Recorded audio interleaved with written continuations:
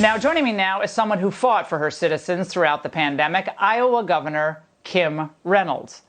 Governor, should Biden and the Democrats have any running room to claim victory over COVID after what they've done? No, absolutely not. And thanks, Laura, for having me on tonight. I appreciate it. You know, a little bit too late. We've seen the Democrats and the Biden administration start to change their strategy when it comes to COVID. And you can be rest assured that it's based on polling and not science. In Iowa, we led. We put our trust in Iowans to do the right thing. And we're better off because of it. We were one of the first states to get our kids back in the classroom, and that was August of 2020. We banned mask mandates, and we said parents should be the ones making that choice, not government. We kept our businesses open and our economy moving, and we're better off because of it. As governor, my responsibility is to keep Iowans safe while not infringing the rights of Iowans. But you were attacked for this, Governor. I don't mean to interrupt, but you were, because I had you on the show. We had that big governor's town hall that you were so nice to appear at. Right. You were trashed, as were the other Republican governors. You're killing people. You don't care about the kids. You don't care about the teachers. But I have to ask you, what kept you, on the straight path to freedom and to respecting the truth about what was happening? Just believing in Iowans and putting my faith in Iowans and personal choice versus mandates. And Laura, they came through at every turn. They did what they needed to do, and we're better off from it. Yeah, I was challenged as welcome to Iowa, the state that where the governor is going to kill you because I lifted mandates, because we put the kids back in school.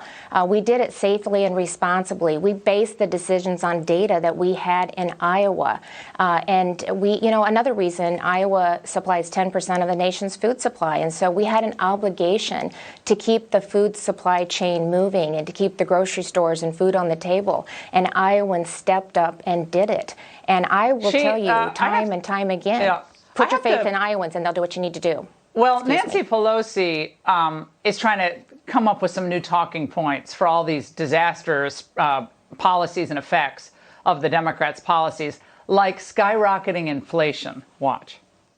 Let me just talk about the inflation thing, because people are saying, well, what we're spending is causing inflation. The fact that people have jobs always contributes to increase in inflation, and that's a good thing.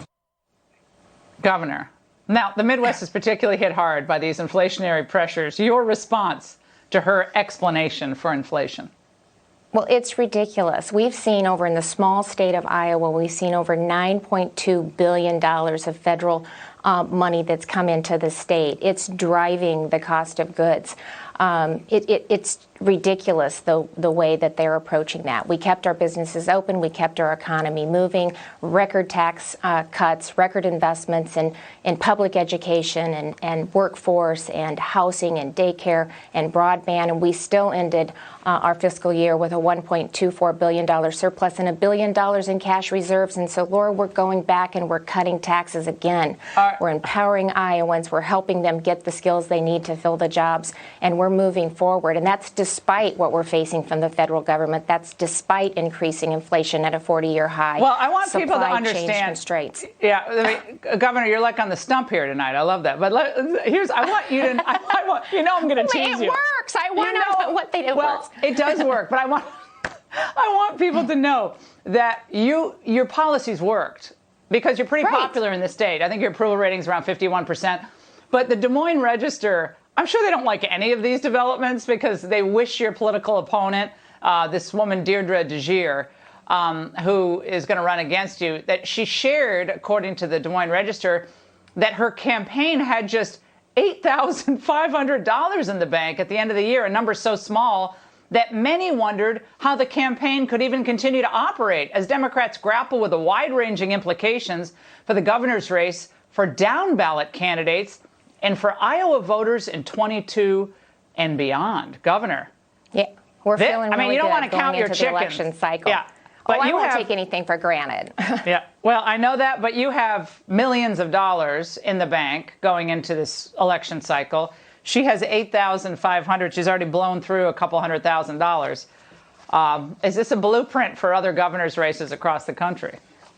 I think you're going to see that in state after state. We have great opportunities to flip a lot of states that are led by Democratic governors. The narratives, my narrative is the same that you see in Republican states across this country in states across this country that are led by Republican governors. We've got the right message. We've put the right policies in place. We believed in our people. We kept our states open, and we're seeing a significant difference because of that. Laura, I'm all over the state. I talk to Iowans all the time. I spend a lot of time at our state fair. You're familiar with that. And I can't even begin to tell you the number of moms and students and families that came up and just said, thank you for believing in us. Thank you for protecting our freedoms. Well, they see what's happened in New York and Chicago and all these other cities and states, and they don't want that. Governor Reynolds, great to see you tonight. Thank you.